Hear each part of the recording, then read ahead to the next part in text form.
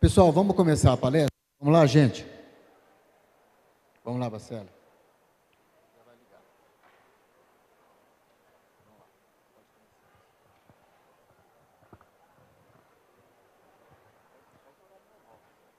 Bem, nós queremos avisar o pessoal que vai pegar voo que nós vamos fazer o possível para expor o tema em 30 minutos apenas. Porque sabemos que muita gente está com voo marcado. Queremos aproveitar para avisar que o 19º encontro vai ser realizado no ano que vem na cidade de Campo Grande, em Mato Grosso do Sul.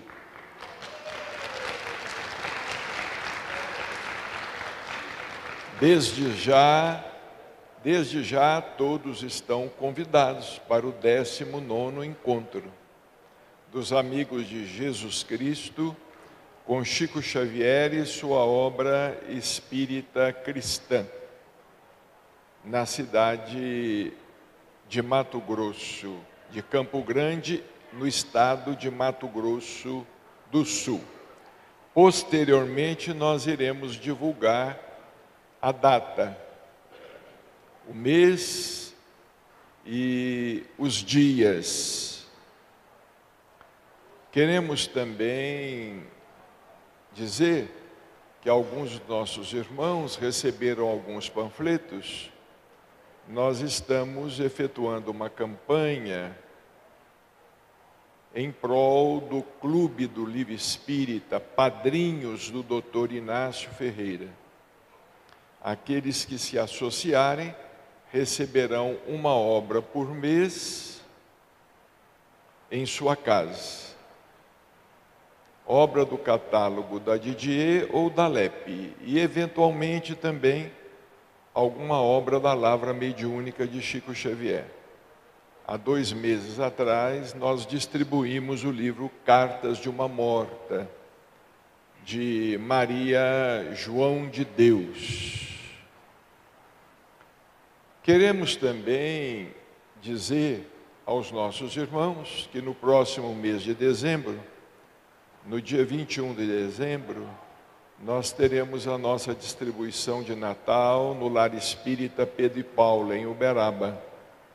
5.000 famílias são beneficiadas com cestas básicas e aproximadamente 5.000 crianças com brinquedos novos. Os brinquedos nós já ganhamos. Nós estamos na campanha das cestas básicas. Aqueles que puderem colaborar conosco com cestas básicas, por favor, encaminhem essas cestas básicas ao Lar Espírita Pedro e Paulo, na cidade de Uberaba, Minas Gerais. Bem, nós vamos tentar falar em apenas 30 minutos o que temos para falar, porque algumas palestras excederam o tempo e também as apresentações musicais excederam o tempo. Nós esperamos que no 19º encontro nós tenhamos uma maior disciplina neste sentido. Nós vamos hoje efetuar uma reflexão, junto uma reflexão a respeito do capítulo 20º do livro Os Mensageiros, de André Luiz. É o 2º da série André Luiz. Capítulo intitulado Defesas contra o Mal. O prefácio do livro, ele é de 1944. Nosso Lar, de 1943, Os Mensageiros, de 1944. Nós não vamos aqui externar qualquer opinião. Nós vamos expor o assunto e vamos esperar que os nossos irmãos reflitam sobre o assunto que André Luiz expõe aqui no capítulo 20 do livro Nosso Lar. As obras de André Luiz carecem, de fato, sofrerem uma varredura, como disse a nossa irmã, doutora Irvênia. As obras de André Luiz necessitam ser redescobertas. Os centros espíritas em geral, infelizmente, estão muito na mesmice. Leitura do Evangelho segundo o Espiritismo e passe. Leitura do Evangelho segundo o Espiritismo e passe. Leitura do Evangelho segundo o Espiritismo e passe. Nós estamos precisando estudar a doutrina, estudar toda a codificação e estudar principalmente, de uma maneira sequenciada, a obra de André Luiz. Neste capítulo 20, Defesas contra o Mal, André Luiz descreve uma visita que ele vai fazer a um posto socorrista avançado, a um posto de Nosso Lar.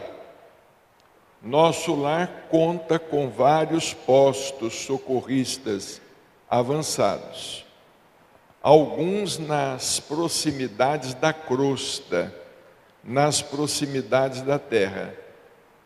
E ele, com Vicente, na companhia de Vicente, ele vai visitar esse posto socorrista, sob a coordenação de Alfredo e de Ismália.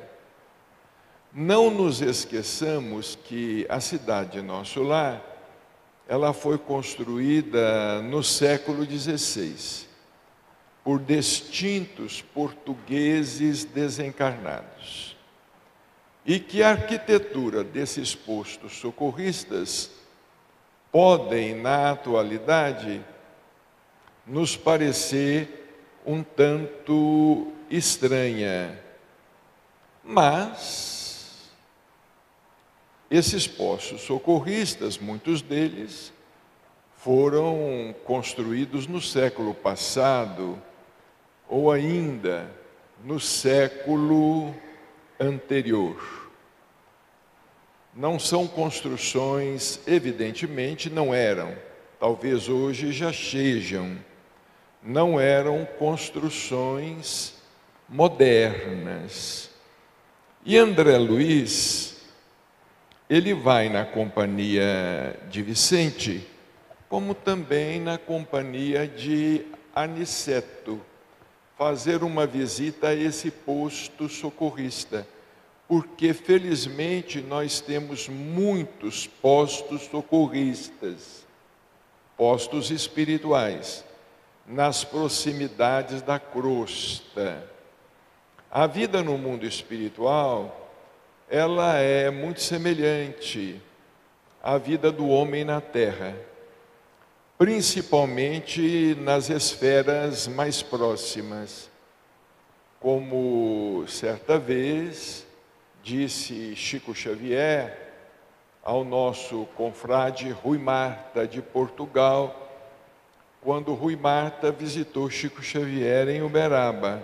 Chico disse: os espíritas estão muito enganados com o mundo espiritual, com a vida no mundo espiritual. Então nós deduzimos que, embora nós tenhamos uma grande revelação feita por André Luiz, evidentemente André Luiz, ele não encontrou meios, não encontrou recursos. Aliás, como Neio Lúcio nos fala, naquela coleção editada pelo Vinha de Luz, não é? Colheita do Bem, Sementeira de Luz, etc. Naquela coleção, André Luiz fez o possível para nos dar uma ideia da vida no mundo espiritual. Pensemos que antes da revelação de André Luiz, nós nada sabíamos sobre a vida que nos espera após a morte. Nós éramos completamente ignorantes. Somente com a obra de André Luiz é que nós estamos recebendo essas primeiras informações. E são informações que às vezes nos causam espécie, são informações que às vezes até nos assustam, digamos assim. Porque, por exemplo, neste capítulo que nós vamos estudar aqui rapidamente, esperamos estudá-lo em 20 minutos, neste capítulo, se nós atentarmos para o que André Luiz nos diz, a nossa concepção a respeito da vida além da morte, ela vai se modificar a partir de hoje. A partir de hoje ela vai se modificar completamente. Eu estou no Espiritismo há 50 anos. Não importa. Certa vez fomos fazer uma palestra no Centro Espírita e falamos a respeito do tráfico de alimentos que estava acontecendo em nosso lar. Quando nós terminamos a palestra, um senhor veio conversar conosco, perguntando onde é que tínhamos lido a respeito do assunto. Nós dissemos a ele: nós lemos no livro Nosso Lar. Não é possível, eu tenho Nosso Lar, eu já li o livro Nosso Lar. O seu livro deve ser diferente do meu. Não, senhor, não é diferente. O nosso livro não é diferente do livro do Senhor. Mas eu sou espírita há 50 anos. Não interessa, você pode ser espírita há 100 anos. Se você não estudar e não botar a sua cabeça para funcionar, não vai funcionar. Então nós vamos aqui rapidamente descrever com André Luiz. Ele vai descrever esse posto socorrista. Impressionavam-me, sobretudo, as fortificações. Vi a torre de mensagem, consagrada, por certo, ao serviço de resistência, o baluarte agudo, elevando-se acima dos fossos, que deixavam transbordar a água corrente. A torre de vigia, esbelta e alterosa. Observei o caminho da ronda, a cisterna, as seteiras, e em seguida as paliçadas, e barbacãs, refletindo na complexidade de todo aquele aparelhamento defensivo. E as armas? Perguntou-se André Luiz. E as armas? Que ele estava observando.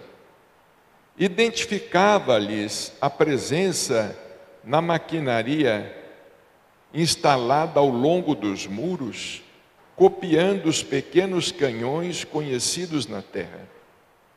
Entretanto, vi com emoção, no cume da torre de vigia, a enorme bandeira de paz, muito alva, tremulando ao vento, como largo penacho de neve.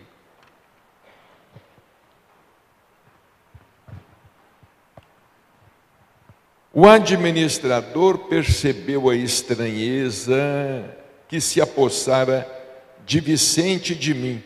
André Luiz estava estranhando. Aquele poço de socorro espiritual era uma fortificação. Era como um forte, era um poço de socorro, no entanto, fortificado, preparado para se defender, para não sofrer invasões. Já a impressão que a nossa defesa lhes causa, disse Alfredo, detendo-se para explicar. Fixando-nos com um olhar muito lúcido, continuou. Naturalmente não imaginavam necessárias tantas fortificações.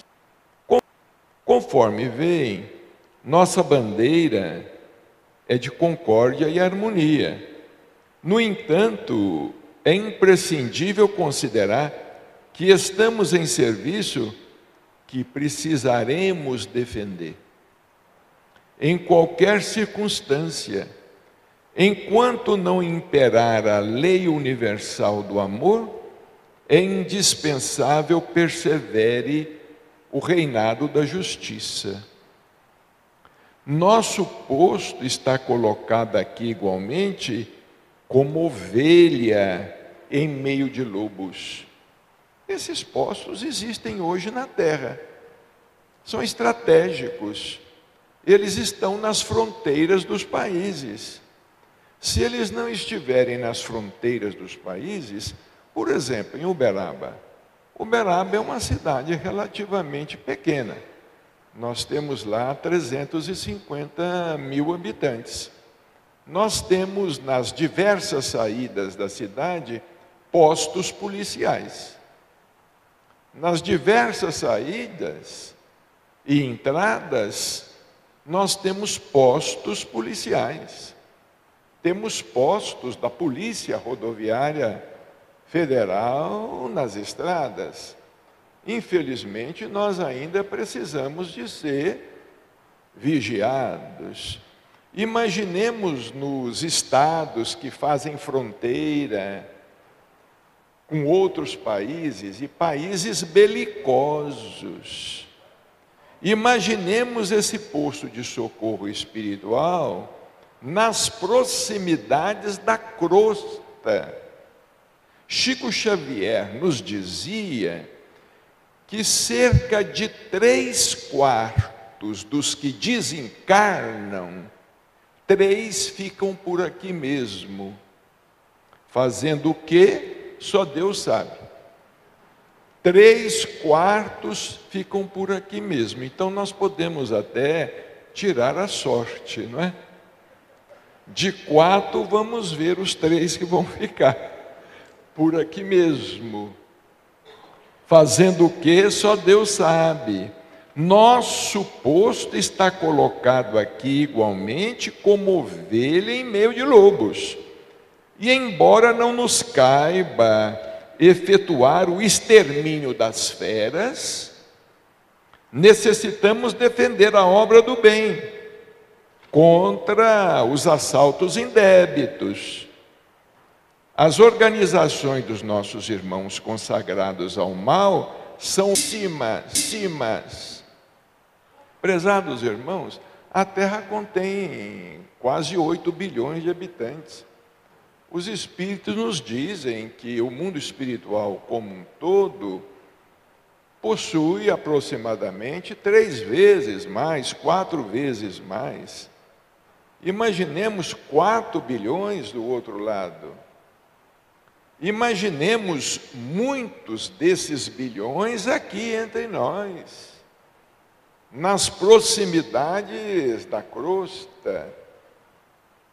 E vamos perder essa ilusão, a ilusão de que vamos desencarnar ruins e vamos ser bons do outro lado. Vamos perder essa ilusão. Chico Xavier dizia o seguinte, que o espírito, ele vem para a Terra como ele estava no mundo espiritual. E ele volta para o mundo espiritual como ele estava na Terra. Quer dizer, corrupto, sequestrador, estuprador, traficante, com exceções, se transferem para o mundo espiritual da mesma maneira. Políticos corruptos, bandidos, criminosos, se transferem para o mundo espiritual na mesma condição. A desencarnação não santifica quem quer que seja. Assim santificasse, porque nós poderíamos aqui pecar à vontade e esperar pela desencarnação, porque eu haveria de sair do corpo como uma libélula, das mais belas, mas eu vou continuar sendo uma lagarta gosmenta do outro lado. E diz aqui ainda, André Luiz, não admitam a hipótese de serem todos eles ignorantes ou inconscientes. Isso aqui é muito grave. É por isso que nós precisamos de estudar. Nós percebemos muita gente querendo discutir espiritismo e não conhece nada, porque não estuda. Nós conhecemos muita gente que não estuda, André Luiz. São os chamados kardecistas puros. Vão continuar como protestantes puros, com a Bíblia debaixo do braço, que é o livro dos Espíritos debaixo do braço, porque não estão acompanhando a revelação, não estão acompanhando a revelação da revelação, porque a revelação da revelação não foi Rusteng. Rusteng foi um mistificador. A revelação da revelação é André Luiz. E se nós não acompanharmos a revelação da revelação, o nosso conhecimento vai se limitar ao que nos falou Kardec no século XIX. Mas nós estamos no século XXI. Nós não podemos ficar apenas com o que falou Kardec no século XIX. É claro, nós temos ali os princípios básicos, inamovíveis. Os princípios basilares, inamovíveis. Mas tão somente os princípios. Todos eles passíveis de serem desenvolvidos, tanto através da mediunidade, quanto através dos pesquisadores, dos estudiosos encarnados. É como nos fala o doutor Inácio. Hoje nós não estamos mais tão carentes de médiuns, porque temos médiuns em toda parte. Nós estamos precisando de estudiosos da doutrina, de autores encarnados. Nós estamos precisando de pessoas que escrevam, que reflitam, que comparem os textos, que coloquem a intuição para funcionar, que procurem aproximar o espiritismo da ciência e a ciência do espiritismo, o espiritismo da filosofia e a filosofia do espiritismo. Nós estamos precisando de autores encarnados, como já tivemos vários, Herculano Pires, Carlos Embaçaí, Deolindo Amorim, Carba Schutel, como temos hoje a doutora Irênia, como temos hoje o doutor Décio, como tivemos a doutora Marlene, e tantos outros. Nós estamos precisando, não necessariamente apenas de quem tem o título de doutor, porque não há necessidade que seja o doutor ou que seja a doutora. Todos aqueles estudiosos, autodidatas, Chico Xavier não tinha título algum. Todos eles podem e devem estudar a doutrina e publicar os seus trabalhos, publicar os seus livros, evidentemente com bom senso, porque ninguém vai sair por aí publicando qualquer coisa, porque se publicar qualquer coisa não vai passar de qualquer coisa. E nós não estamos precisando de qualquer coisa, nós estamos precisando de estudos sérios.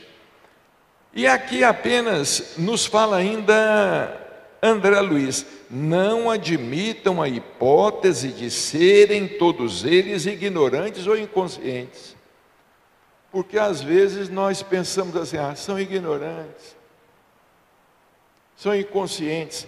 No fundo, o mal é fruto da ignorância. No fundo, mas no mais profundo, o mal é fruto da ignorância. Mas existe muita gente inteligente, muita gente perversa. Lá no livro Libertação, quem já estudou Libertação e quem não leu Libertação não conhece Espiritismo. Quem ainda não leu Libertação aqui não conhece Espiritismo. É preciso ler o livro Libertação. A maioria se constitui de perversos e criminosos. São entidades verdadeiramente diabólicas. Não tenham disso qualquer dúvida. Nós vamos pular aqui. Vamos pular porque o tempo é curto. Porque esse estudo, ele seria um estudo mais longo. Capítulo 20, Defesas contra o Mal. Vocês desculpem as distorções dos slides, não sabemos por que ocorreram essas distorções, mas muitos slides estão com distorções. Vicente era o mais jovem, estava sentado à esquerda com expressão atenta. Eles estavam conversando. André Luiz no centro, também sentado, com semblante sereno e reflexível. Alfredo era o administrador, um dos administradores com Ismália. Ismália estava em um plano superior, mas era um casal, Alfredo e Ismália. Em pé à direita, mais velho, com cabelos e barbas brancas, falando com os dois, estava Alfredo. E Aniceto também estava presente. Aí vem uma pergunta crucial. Uma pergunta crucial. Nós não vamos interpretar o que está aqui. A interpretação vai ser de cada um dos nossos irmãos presentes. André Luiz perguntou: e as armas? Porque ele tinha visto armas. E as armas? Identificava-lhes a presença na maquinaria instalada ao longo dos muros, copiando os pequenos canhões conhecidos na terra.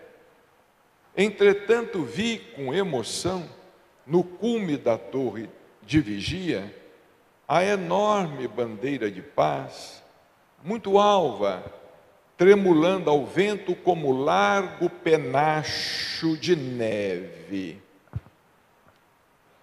Aí respondeu Alfredo, o que nós já lemos: enquanto não imperar a lei universal do amor, é indispensável persevere o reinado da justiça.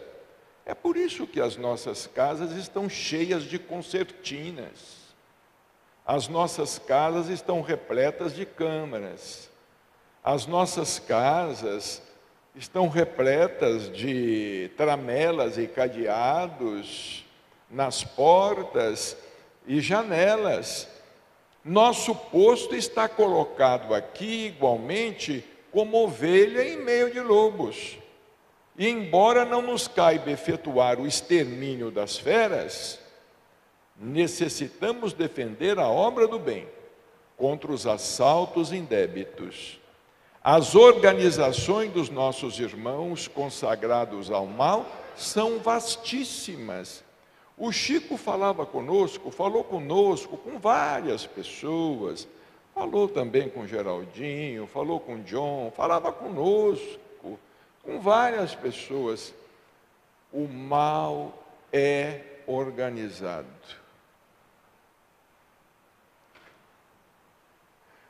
As facções criminosas que existem no Brasil são ultra-organizadas. Costumam ser mais organizadas que os governos estaduais e o governo federal. São ultra-organizadas. Agora estão investindo em empresas, em negócios, porque tem tanto dinheiro, o dinheiro da droga e do crime é tanto, que estão começando a investir em empresas comuns, porque é muito dinheiro. Dizia Chico, as trevas são organizadas e eles têm hierarquia. Eles obedecem à hierarquia. Ai daquele que desrespeitar o chefe. Ele não amanhece. Não é como aqui entre nós, que todo mundo fala o que quer para o general tal, o coronel tal, o deputado tal, o senador tal, e não vira nada. E não vira coisíssima nenhuma, porque nós não somos organizados e nós não somos comandados por esse princípio de poder, de justiça. Mas, e as armas? Perguntei. André Luiz estava preocupado. Ele perguntou de novo. E as armas, acaso são utilizadas? Nós não vamos responder. Quem vai responder é Alfredo. Como não? Disse Alfredo pressuroso. Não temos balas de aço, mas temos projéteis elétricos. Alguns falam projetis. As duas formas são corretas. Projetis e projéteis. Temos projéteis elétricos. Naturalmente a ninguém atacaremos. Nossa tarefa é de socorro e não de extermínio. Vejamos que vai acontecer um aprofundamento gradativo. No entanto, aduzi sob forte impressão. Qual o efeito desses projéteis?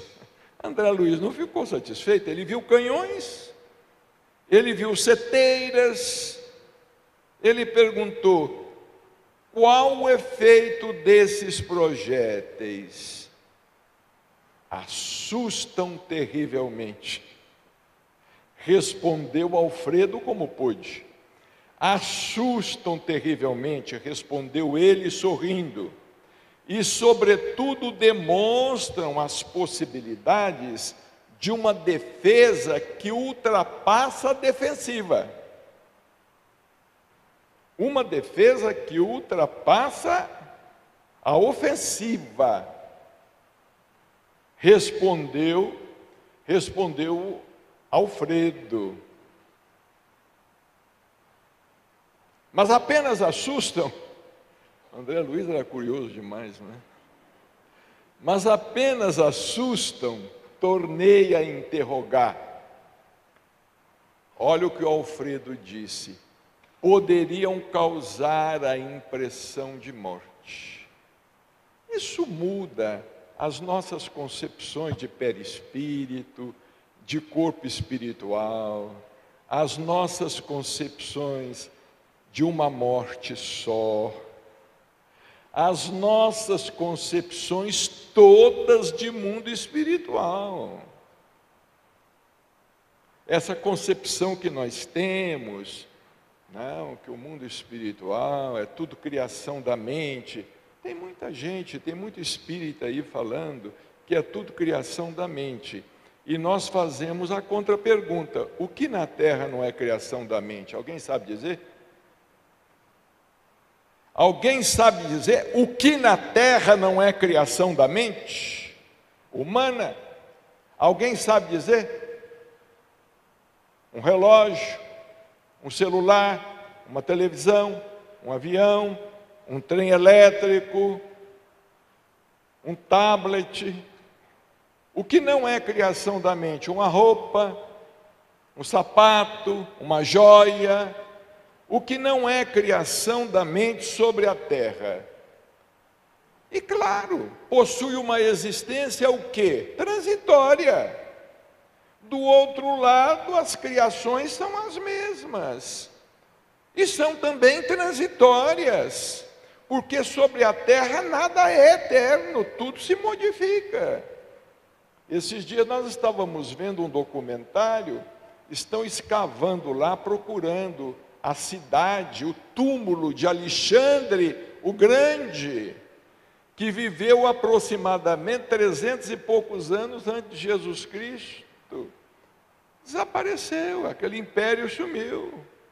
Os impérios todos sumiram, os grandes impérios, civilizações desapareceram, e a nossa, graças a Deus, também vai desaparecer. Pena que nós vamos ter que esperar, mas a nossa também vai desaparecer. Mas apenas assustam, tornei a interrogar. Alfredo, poderiam causar a impressão de morte, já que você está insistindo, André. Que diz? Exclamei com insofreável espanto. Meu amigo, a resposta de Alfredo. Meu amigo, se já não estamos na carne, busquemos desencarnar também os nossos pensamentos. É o que acontece com a maioria. Perde o corpo, desencarna, deixa o corpo, mas não desencarna o pensamento. E é a grande maioria, não desencarna o pensamento. E porque não desencarna o pensamento, nem chega aí no mundo espiritual. Vai do ponto de vista teórico, mas não vai do ponto de vista prático. Porque logo volta, torna a reencarnar. Desencarna sem saber, vai ao mundo espiritual sem saber e reencarna sem saber. Estamos cheios de pessoas assim. Desencarnam sem saber que desencarnaram. Vão ao mundo espiritual sem saber onde é que estão. Olha as reuniões mediúnicas de desobsessão.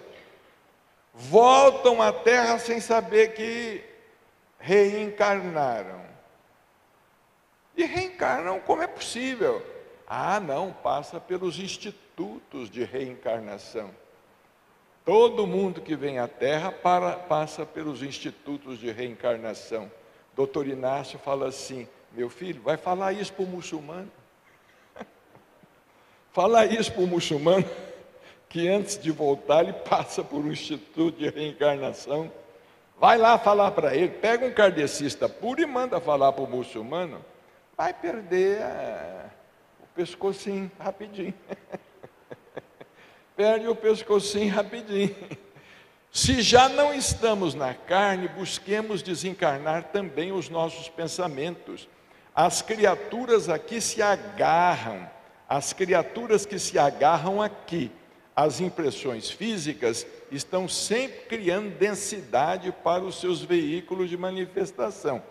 Gente, leia isso aqui e vê se nas entrelinhas não tem alguma coisa de reencarnação no mundo espiritual. Eu não estou falando que tem. Estou pedindo para que os nossos irmãos apreciem. Densidade para os seus veículos de manifestação. Da mesma forma que os espíritos dedicados à região superior estão sempre purificando e elevando esses mesmos veículos. Olha aqui, as criaturas que se agarram aqui às impressões físicas estão sempre criando densidade, sempre criando corpo. Como é que cria corpo? Geração espontânea? Como é que cria um novo corpo? Para os seus veículos de manifestação, não, pensa, e o perispírito se recompõe. Bom, está parecendo aquele filme dos super-heróis que passa aí, não é? Da mesma forma que os espíritos dedicados à região superior estão sempre purificando e elevando esses mesmos veículos. Nossos projéteis, portanto, expulsam os inimigos do bem através de vibrações do medo, mas poderiam causar a ilusão da morte. Agora, só fazemos uma pergunta. A ilusão da morte. A morte não é uma ilusão? A morte não é uma ilusão? Eu me recordo de uma passagem do Bhagavad Gita, um diálogo entre Krishna e Arjuna. Krishna, um deus, estava tentando convencer Arjuna a entrar numa guerra. Arjuna falava assim: não, eu não vou entrar, eu vou matar meus primos, eu não vou entrar nesta guerra, eu vou matar gente que amo, meus primos. Aí Krishna só faz uma pergunta para ele e encerra o assunto. Krishna pergunta para ele assim: você vai matar quem? Só faz essa pergunta. E nós fazemos outra. Na verdade, quem é que morre? Quem morre? A morte não existe. Krishna perguntou a Arjuna: você vai matar quem, meu filho? Você não vai matar ninguém. Você vai livrar do corpo pesado só e provocar uma transferência de dimensão existencial, atuando sobre o corpo denso de nossos semelhantes menos adiantados no caminho da vida. A morte física na Terra não é igualmente pura impressão? O que se deduz disso? Eu sei, mas não sei. O que se deduz disto? O que se pode deduzir disto? Vamos chegar em casa, pegar o livro, ler de novo, pensar bastante, queimar as pestanas, não é? O que se deduz disso? Ninguém desaparece. O fenômeno é apenas de invisibilidade ou por vez de ausência. A resposta está dada aqui. Ninguém desaparece. O fenômeno é apenas de invisibilidade ou por vez de ausência. Quanto à responsabilidade dos que matam, isto é outra coisa. E além desta observação, que é da alçada da justiça divina, temos a considerar igualmente que nesta esfera, o corpo denso, modificado, pode ressurgir todos os dias. Mas por geração espontânea? Não. O corpo denso, modificado, pode ressurgir todos os dias. Como pode ressurgir todos os dias? Assim, feito um pé de grama que nasce do chão, pessoa que está morta e se levanta com outro corpo, modificado, pela matéria mental destinada à produção dele. Claro, enquanto para obter o corpo físico, almas há que trabalham por vezes durante séculos. Fim.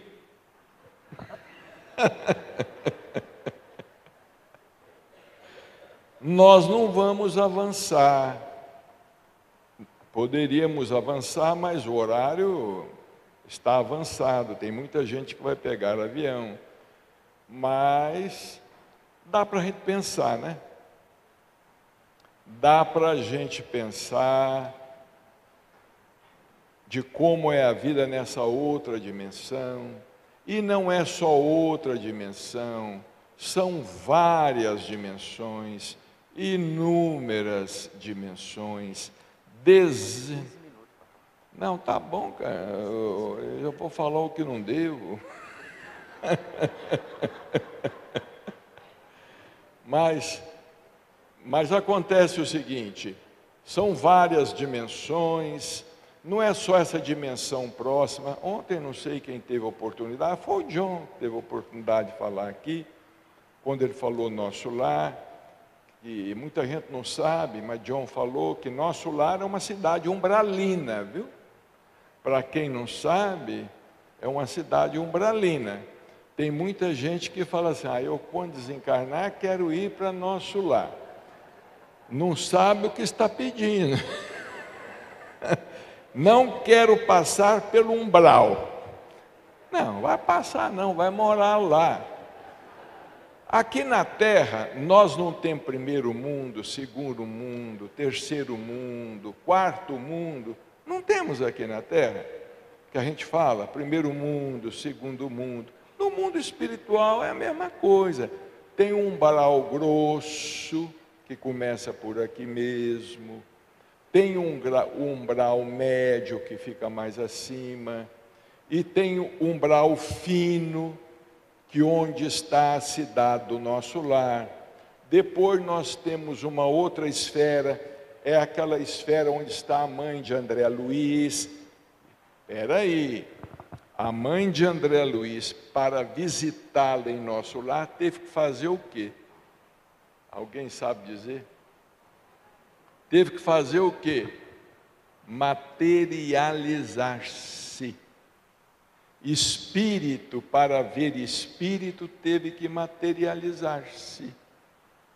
Assim como André Luiz, para depois ir encontrar sua mãe na esfera mais alta, teve que deixar o corpo grosseiro dormindo em nosso lar. Chico falava que nós temos 7 corpos espirituais. Uma vez ele comentou isso conosco. Ele falou, meu filho, nós temos 7 corpos. O único livro que eu encontrei alguma referência a respeito foi o livro Romance de uma Rainha de Rochester, em 2 volumes. Chico falou desse jeito conosco. Foi o livro, Rochester não é considerado, vamos dizer, um espírito espírita, mas o Chico na época falou conosco. O único livro que eu encontrei alguma referência a respeito dos nossos 7 corpos foi no livro Romance de uma Rainha, que tem 2 volumes. Conta a história de Horensebe. É um livro extraordinário, que também deve ser lido. Mas sem ler André Luiz não entende. É por isso que nós falamos, espiritismo puro é Jesus, Kardec e Chico Xavier. Digam o que quiserem dizer, aqueles que são contrários. Eu respeito muito, vou respeitar muito quem porventura vier criticar a obra de Chico Xavier, mas antes me apresentar um currículo melhor do que o dele. A pessoa vier, eu pergunto, deixa eu ver seu currículo. Ah, não tem, então tchau. Tem conversa. Ah, não, você já leu a codificação toda? Às vezes a pessoa não leu nem a codificação toda. E está rotando, grosso, que conhece espiritismo. Conhece coisíssima nenhuma. Quer aparecer através da crítica a Chico Xavier. E Chico não está nem aí. Porque Chico, é o que eu vou dizer a você, Chico Xavier era uma maravilha. A definição que eu faço de Chico. Chico Xavier era uma maravilha. Ninguém aqui, provavelmente, nem eu mesmo, faço ideia da grandeza daquele espírito. Era uma coisa do outro mundo. Chico literalmente era uma coisa do outro mundo. Mas não é desse mundo aqui perto de nós, não. Espírito igual Chico Xavier para vir à Terra,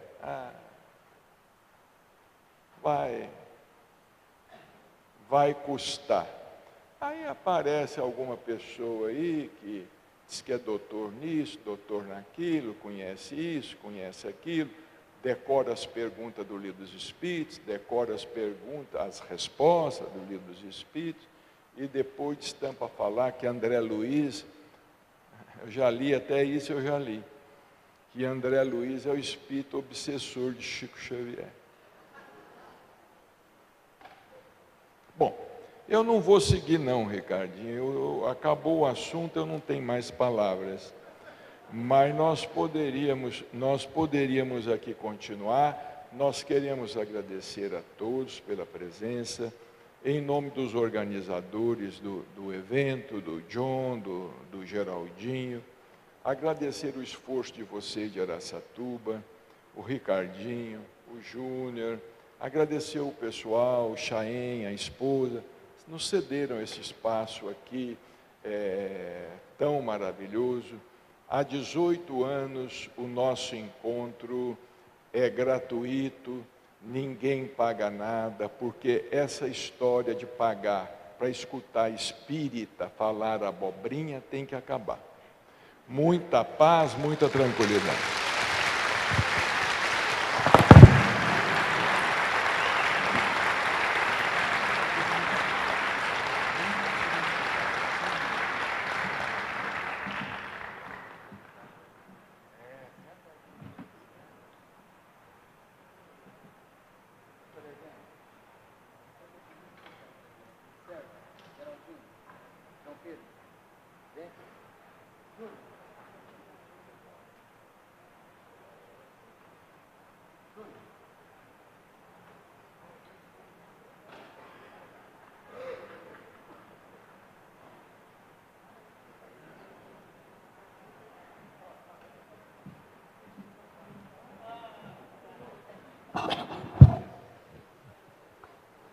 Pessoal, esse aqui é o livro que o Bacelli estudou agora, Libertação.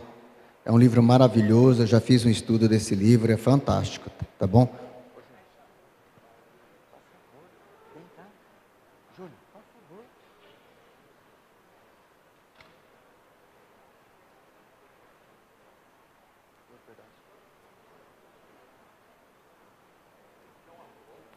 Pessoal, nós vamos tirar uma foto aqui, para deixar de recordação, né, do evento. Vocês podem registrar, e depois nós vamos fazer uma prece. Não, a prece o Sérgio já vai fazer uma prece cantando, tá bom? Os nossos agradecimentos. Júnior,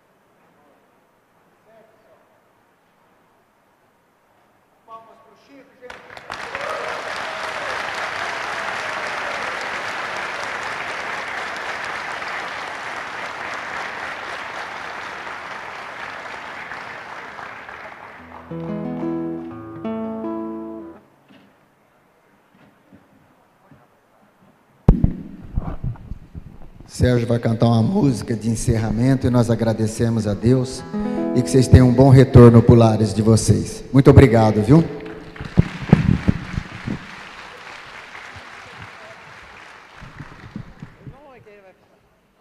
Música de oração que vai ser. Não, alegria, tem que ser alegria. Aqui, ó, o Geraldo disse que quer cisco de Deus. De novo. O Geraldinho está pedindo para cantar novamente o Cisco de Deus, antes da última, né? Que nós vamos cantar todo mundo junto. Mas é para cantar todo mundo. Nossa Senhora. Tá alto. Tá alto demais.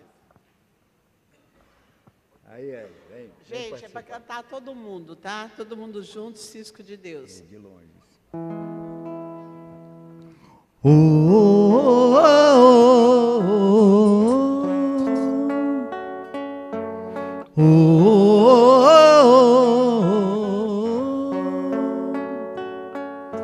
lápis de luz, mãos de amor, servo de Deus,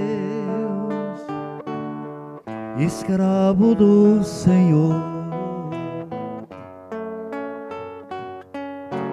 Vida de bênçãos, amigo de Deus, alma singela, tão terna e bela,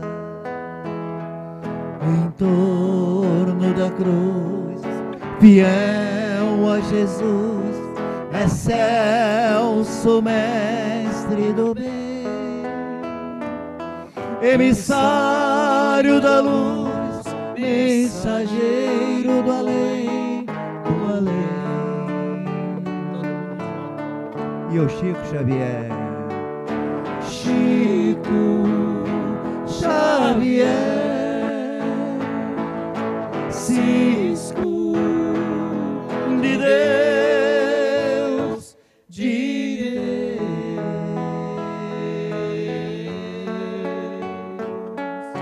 Lápis de luz, mãos do Senhor, escravo de Deus, servo do amor.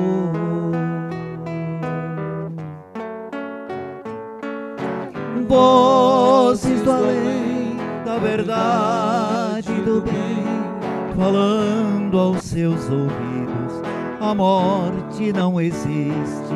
Ante o mal, luta, serve e resiste.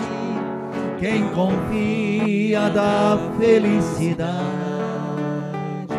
não desiste. Em torno da cruz, um lápis de luz, na fé e na paz, fiel a Jesus, a Jesus.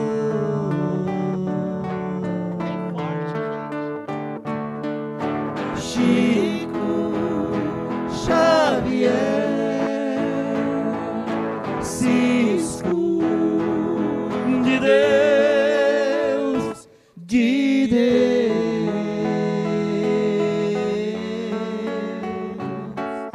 Lápis de luz, estrelas no papel, sinais do céu, cores do céu, rumos dos céus. Oh, oh, oh, oh, oh,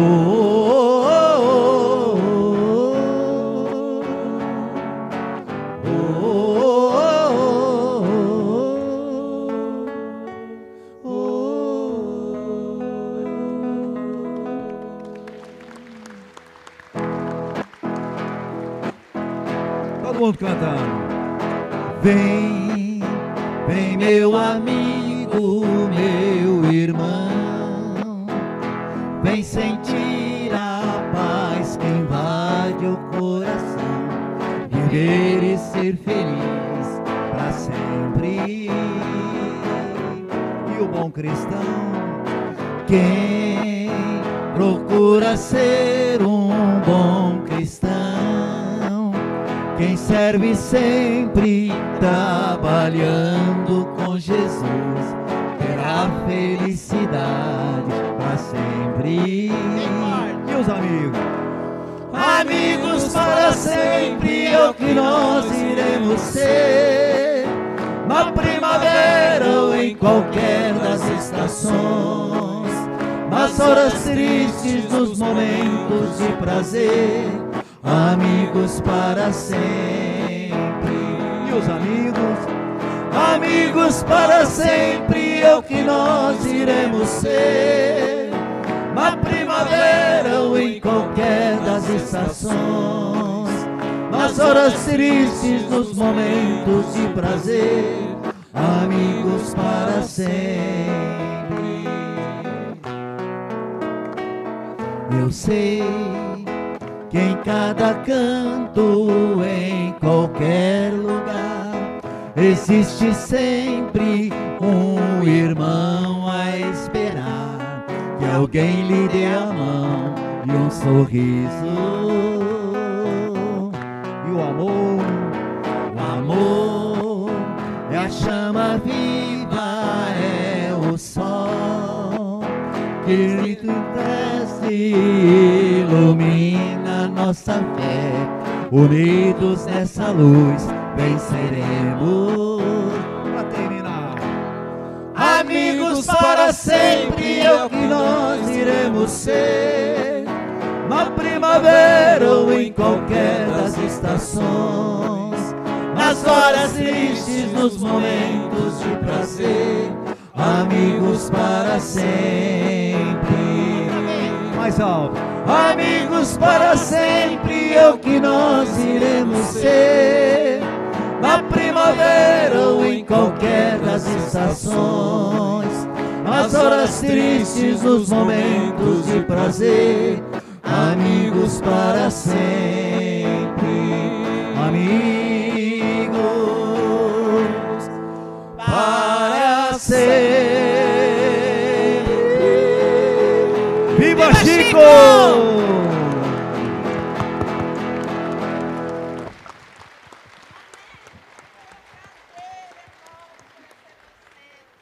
Vamos lá, bem forte. Viva Chico!